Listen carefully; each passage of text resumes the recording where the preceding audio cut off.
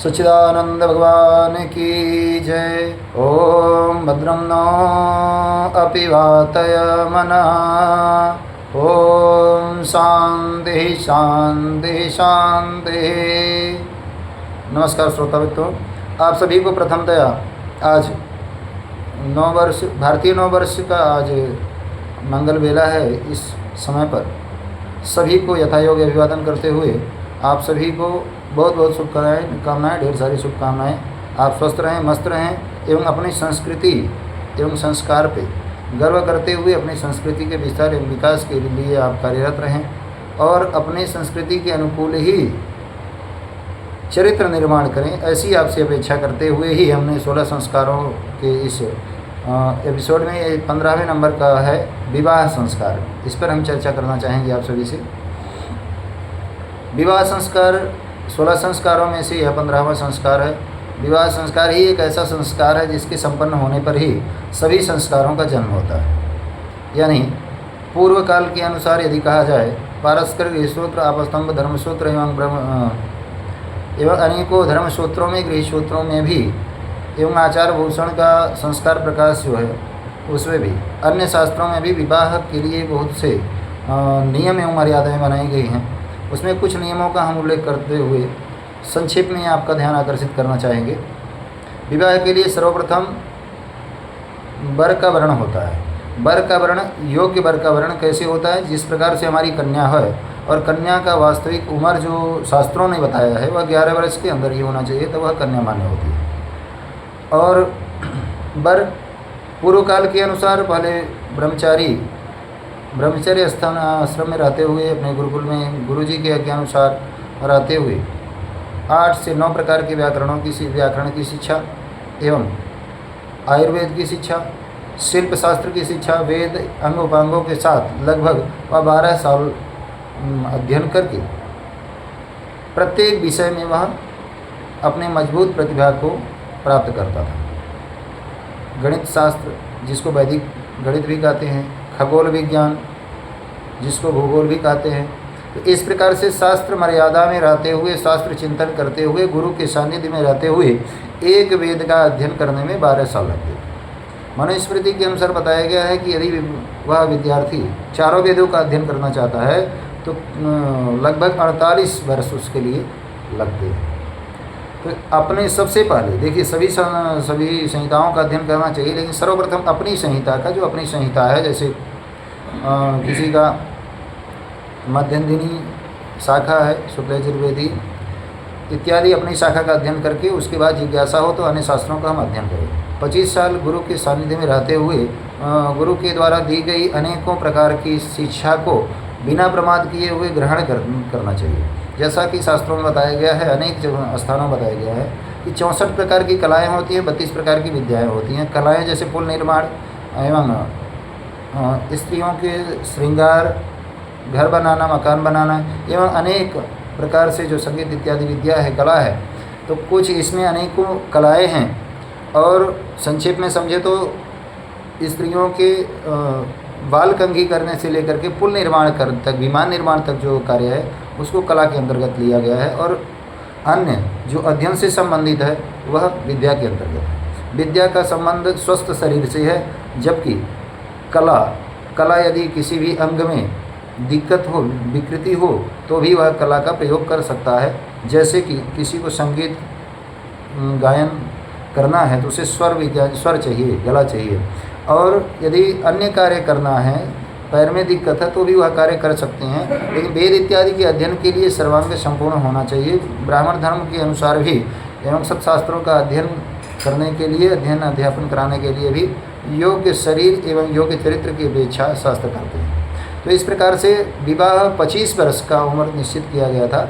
और 25 वर्ष तक जब ब्रह्मचर्य आश्रम में रहते हुए तमाम प्रकार की शिक्षाओं को प्राप्त करके वह समावर्तन संस्कार करके यथेष्ट गुरुदक्षिणा दे करके घर में आते थे, तब से वह गुरु के आदेशानुसार, गुरु से बिना आदेश लिए भी वह प्राप्त विद्या का उपयोग कर सकते थे। और तब गृहस्थ धर्म का आचरण करने के लिए नियमबद्ध जो ब्रह्मचर्य आश्रम में जो नियम बनाए हुए थे, जैसे कि अत्यंत शौक श्रृंगार नहीं करना, बाल का शौक श्रृंगार एवं अनेकों प्रकार से माला इत्यादि नहीं धारण करना होता था, तो वह सभी नियम को छोड़ देते हैं या समावर्तन संस्कार के साथ ही होता है। और इसके बाद में वह अपने योग्य कन्या के साथ विवाह करते हैं। विवाह कुल मिलाकर के 8 प्रकार का शास्त्रों ने बताया है, जिसमें कुछ प्रमुख विवाह हैं, जैसे कि ब्रह्म विवाह, देव विवाह, आर्ष विवाह, प्रजापत्य विवाह, गंधर्व विवाह, राक्षस, प्रेत, पैशाच इत्यादि। तो इस प्रकार से कुल 8 प्रकार के विवाहों में सर्वोत्तम विवाह ब्रह्म विवाह मान्य है। जैसा कि भागवत के अंतर्गत 3 स्कंद में कर्दम जी मनु जी से कहते हैं कि आपकी पुत्री देवहूति का वाग्दान किसी से भी नहीं हुआ है, इसलिए हमारा और इनका जो विवाह संस्कार होगा यह सबसे उत्तम ब्रह्म विवाह की विधि से संपन्न किया जाएगा। तो विवाह संस्कार करने का महत्वपूर्ण उद्देश्य यह है कि संतति की उत्पत्ति हो। जैसा कि धर्म, अर्थ, काम एवं मोक्ष, यह 4 पुरुषार्थ बताए गए हैं। इन चारों पुरुषार्थों में जो तीसरे नंबर का पुरुषार्थ है धर्म, अर्थ एवं काम, जो काम है, काम का संबंध कामनाओं से है, न केवल स्त्री संसर्ग से लिया जाता है, जबकि काम का मतलब होता है पूरी तरह से किसी भी प्रकार की इच्छा। जैसा कि भगवान गीता में कहते हैं सर्वान पार्थ मनोगतान, सर्वान कामान, यानी सभी कामनाओं को जब यह योगारूढ़ होने की इच्छा वाला साधक सभी कामनाओं का त्याग करता है। काम का संबंध वहाँ भी तस्मात् एतत् त्रयं त्यजेत् इत्यादि मंत्रों से भी कहा है, काम, क्रोध तथा लोभ। तो ये 3 जो है कर्मों के अंतर्गत आते हैं और मुख्य अर्थ इसका जो है इंद्रियजन्य सुखों से भी लिया गया है। तो इस प्रकार से अपने यौनिक इच्छाओं की पूर्ति हो सके एवं अपनी जो जन्म से ही कहा गया है कि यह मनुष्य जातक 3 ऋणों से बध करके ही प्रकट होता है, जैसा कि देवऋण, पितृण एवं ऋषि ऋण। देवऋण से ऋण होने के लिए यज्ञ इत्यादि कर्म करना चाहिए, पितृऋण से ऋण होने के लिए सुंदर संतान उत्पत्ति हेतु है, एवं ऋषि ऋण के लिए जो है व्रतों एवं नियमों का आचरण करना श्रेयस्कर माना गया है। तो इस प्रकार से अपने योग्य, जैसा कि ज्योतिष शास्त्र में बताया गया है कि नाड़ी दोष, गण, वर्ण इत्यादि का विवेक रखते हुए कुल आचार के अनुसार विवाह संस्कार अपने योग्य कन्या से करना चाहिए और विवाह संस्कार के बाद ही वह गृहस्थ धर्म में प्रवेश करता है। विवाह के साथ ही गृहस्थ धर्म में प्रवेश करता है। किसी को परिणय सूत्र भी कहते हैं, अथवा तो पाणिग्रहण संस्कार भी विवाह को ही कहा जाता है। यानी जहाँ भी पाणिग्रहण संस्कार की बात होती है वहाँ विवाह ही बोध होता है। तो इस प्रकार से योग्य कन्या के साथ विवाह करके और तब से विवाह के पश्चात जो वर्गत्रयी जैसे ब्राह्मण, क्षत्रिय, वैश्य होते थे, ये सभी गुरु आज्ञा से अग्निहोत्र का नियम लेते थे और विवाह के पश्चात अनवरत जब तक यह वानप्रस्थ आश्रम ग्रहण नहीं करते थे तब तक यह अधिकांश लोग अग्निहोत्र किया करते थे। यानी तमाम प्रकार के कर्तव्यों की पूर्ति के लिए, जैसे संध्या वंदन, संध्या के बाद बलिवैश्य देव जो किया जाता है, यह सब भी उसी के अंतर्गत आता है। तो इस प्रकार से विवाह संस्कार 8 प्रकार के होते हैं। विवाह संस्कार की आवश्यकता यह है कि हमारी यह जो है अवच्छिन्न वंश परंपरा चलती रहे, जिससे हम संतान उत्पत्ति करके अपने जीते जी उसको अच्छा संस्कार दे सके और मरने के पश्चात हमारे पिंडदान संस्कार इत्यादि भी उनके द्वारा संपन्न किया जा सके या परंपरा वेद मार्ग लुप्त न हो, इसके लिए भी सुसंस्कृत संतानों की संतति की परम आवश्यकता होती है। और इस संबंध में यदि देखा जाए तो पूर्व काल में जितने भी ऋषि थे, अधिकांश ऋषि विवाहित ही होते थे। तो विवाह किसी साधन एवं साधना का बाधक नहीं है, तथापि जैसा कि कहा गया योग शास्त्र में मृदु मध्यादि मात्र तत्व भी विशेषः, यानी कि जिस प्रकार की हमारी योग्यता होगी, सामान्य, मंद एवं तीव्र अथवा तीव्र से भी ऊपर तीव्रतर अथवा तीव्रतम जो एक अवस्था होती है जिज्ञासा की पराकाष्ठा, वह व्यक्ति प्रथम लक्ष्य को प्राप्त करता है।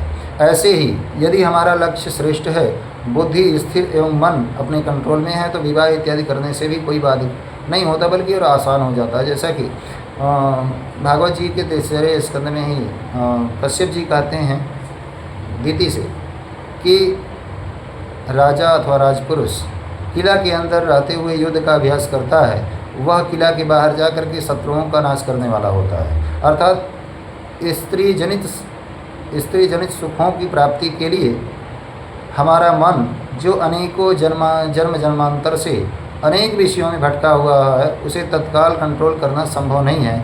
इसलिए धर्म के द्वारा जो ग्रहण की जाती है उसको धर्म पत्नी कहते हैं। उस धर्म पत्नी के सहयोग से ही हम धर्म का अनुष्ठान कर सकते हैं और विषयों में रहते हुए ही हम विषयों के चिंतन से दूर हो सकते हैं। परंतु इसमें एक परम आवश्यकता यह है कि किसी हम गुरु के सानिध्य में रह करके ही अपने यहाँ गृहस्थ धर्म को भी संपन्न करें, जिससे हम सभी कर्मों को भोगते हुए और पूर्व कर्मों को भोगते हुए आगे के लिए कोई बीज ना उत्पन्न हो, कोई कर्म हमें फल देने के योग्य न हो।